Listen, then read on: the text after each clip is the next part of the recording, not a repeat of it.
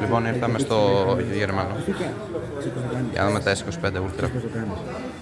Το S25 Ultra. Τα καινούργια icons των εφαρμογών που είναι πολύ γαμάτα, μπορώ να πω. Κατά τη γνώμη μου, βέβαια, λίγο θυμίζει iPhone, ας πούμε. Κάτι.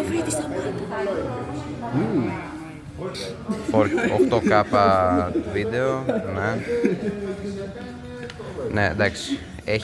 Έχει πάρει πράγματα από το iPhone, εννοείται. Αλλά τι εννοείται. Πώς το κάνουμε τα πιτσάρια, Τέλειο. Κατά τη γνώμη μου είναι το μοναδικό καλό Samsung. Εγώ δεν θα έπαιρνα τουλάχιστον το S25 Ultra.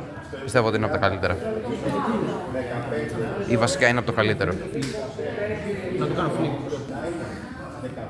Το κύκλωσε και αναζήτησε. Επίσης όταν η AI μπορείς να επεξεργάσεις τις φωτογραφίες.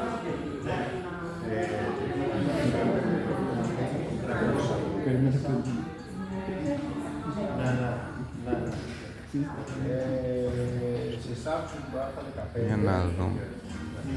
Το κάνει. Ναι, θέλει λίγη ώρα.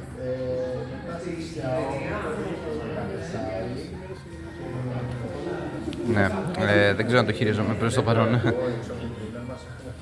Επίσης πλέον είναι σιρτάρι αυτό, το έχει πάρει από άλλες εταιρείες. Πλέον δεν είναι το κλασικό αυτό το... Πλέον είναι σιρτάρι. Settings, νέος. iPhone 16.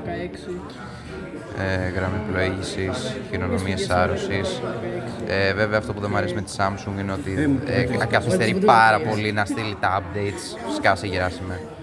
Γενικά το έχει βελτιώσει πάρα πολύ, μπορώ να πω. Αυτά, bye.